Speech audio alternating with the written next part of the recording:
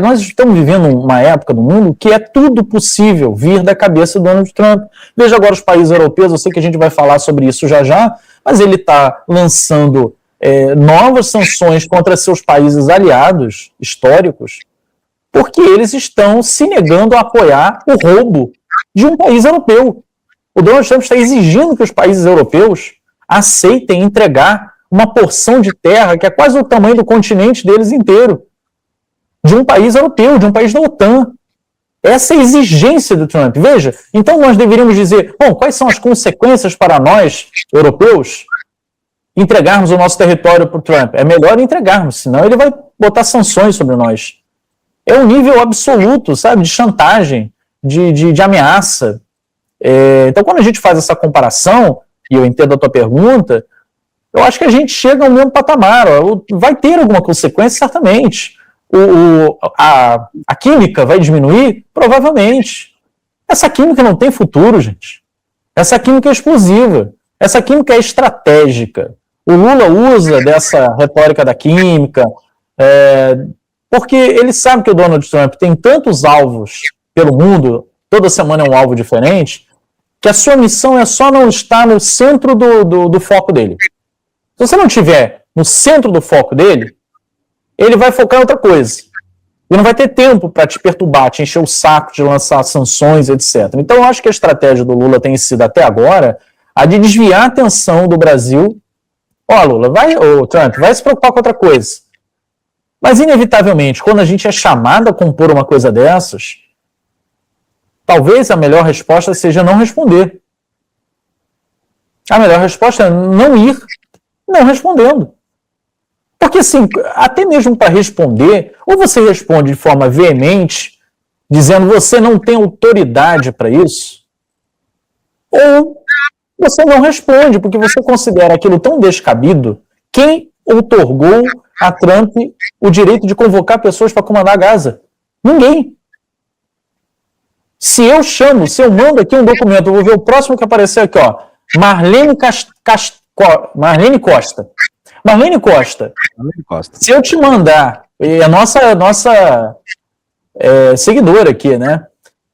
Se eu te mandar um documento, um zap aqui, dizendo pra gente agora governar a Santa Catarina, que é governado por gente que a gente não gosta, você precisa me responder? Eu te propus, vamos lá governar Santa Catarina? Você precisa me responder. Eu não tenho autoridade para mudar o governo de Santa Catarina. Acho que o Lula pode fazer isso, inclusive. É uma resposta em que você não reconhece a autoridade do proponente e, ao mesmo tempo, você não cumpre a briga com ele. Tem que responder. Deixa rolar. O Trump vai voltar nisso mais à frente, tá, Thiago? Eu reconheço. Ele vai voltar e vai falar, eu mandei uma proposta e tal. Você continua ignorando.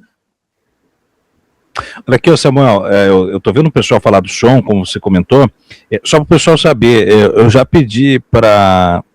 Eu enviei a Michele Bolsonaro e o Tarcísio para negociar em meu nome com o Alexandre de Moraes, porque o que está interferindo no meu som hoje é o ar-condicionado, tá? Então eu tô com o pessoal pode ver que eu não estou em casa, né? E tem um ar-condicionado aqui industrial e ele interfere diretamente no som.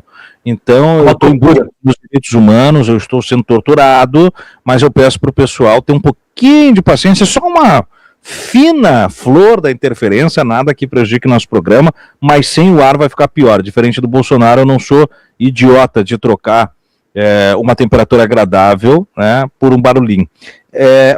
Mário Cassetari, Lula não morde chumbada, o convite é retórico. Trump é egocêntrico, Lula sabe, o pai tá on, diz a Sandra Nogueira. Antes disso, concordo com tudo que falou o Brown. Minha pergunta é, como o Brasil pode atuar ativamente que vá além de notas de repúdio? Tem mais grupos montando alguma força opositora? Bom ponto aqui do Breakfast Furoni, acho que é esse o nome do perfil aqui. Olha, a resposta sincera é que o Brasil já tem feito tudo que pode a nível internacional para defender a autonomia do povo palestino, a soberania do povo palestino e denunciar os ataques que sofre. Evidentemente, é muito pouco, evidentemente é insuficiente e evidentemente é ineficaz o que o Brasil pode fazer hoje. Mas isso é um problema do Brasil enquanto Estado, enquanto força global. Não é um problema desse governo. É um problema desse governo ao ponto desse governo não estar lidando com as questões internas de financiamento, de defesa nacional, que possam projetar um poder maior brasileiro para o mundo. O que eu estou dizendo com isso? O Lula, diante da realidade colocada, não dispõe de armas, não dispõe de sanções, não dispõe de ferramentas econômicas ou militares para confrontar uma decisão. Quem dispõe, inclusive, de alguma medida são os países que, Reino Unido, França, que corroboram com as medidas do Trump. E vejam, corroboram por um histórico de aliança no qual eles são submissos, são subalternos. E agora vai ficando cada vez mais evidente que não há vantagens para eles sequer em permanecer nessa submissão.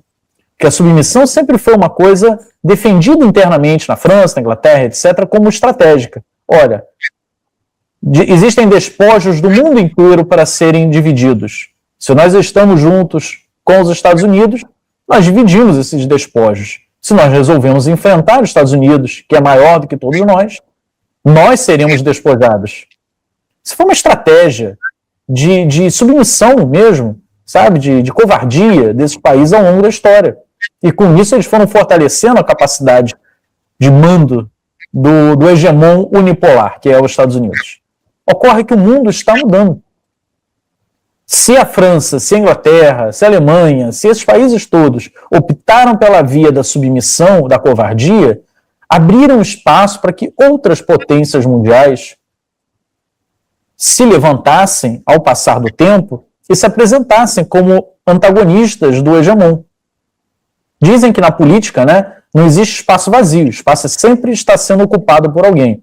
Então, se essas potências europeias abdicaram de serem de fato potências ao se submeter aos Estados Unidos, coube a Rússia e a China, nominalmente, a se colocarem agora como alternativas de poder ao domínio único, exclusivo dos Estados Unidos. Mas aí entra o Brasil. O Brasil poderia, eu tenho insistido nisso, ser a grande figura de poder, de influência, de projeção no sul global. Especialmente na América do Sul e no Caribe, como o Lula se colocou como porta-voz nesse artigo. Porém, o Brasil não tem ferramentas para se colocar dessa forma. Ele tem potencial para, mas ele não exercita esse potencial. Ele não tem um orçamento de defesa, de soberania estratégica, tecnológica, que permita o Brasil se colocar num mundo que está se avizinhando. E repito isso, o Lula é um cara que viu o mundo de um jeito até agora. Ele não conhece esse mundo que vem pela frente, que é o mundo do exercício da força. O Lula não conhece o mundo pré-guerra, Segunda Guerra Mundial, que era da imposição da força, dos mecanismos estratégicos que cada país precisava ter para poder projetar sua força. Isso tudo ficou meio que apagado depois da Segunda Guerra Mundial, primeiro, pelo confronto entre os dois blocos, o bloco soviético e o bloco capitalista dos Estados Unidos, e depois de um mundo totalmente unipolar, em que os Estados Unidos era a única força que tinha os elementos estratégicos e militares para governar o mundo. E aí, como é que o resto do mundo convivia com isso? Bom, criou-se os mecanismos do sistema ONU, em que, em tese, esse poder hegemônico dos Estados Unidos funcionava como se fosse o poder executivo global, e você tinha um poder legislativo, regulatório, na ONU. Cabia ao Brasil, cabia à França, cabia aos demais países irem até a ONU e debaterem exaustivamente durante anos um tema para que, por fim, os Estados Unidos aplicasse aquilo que eles debateram, e nada mais do que aquilo que eles debateram. É uma crença fundamental de que o sistema ONU era um certo poder legislativo e os Estados Unidos o poder executivo. O problema é que esse mundo está acabando. Esse mundo está, aos nossos olhos, ruindo com o Trump dizendo: eu faço o que eu quero,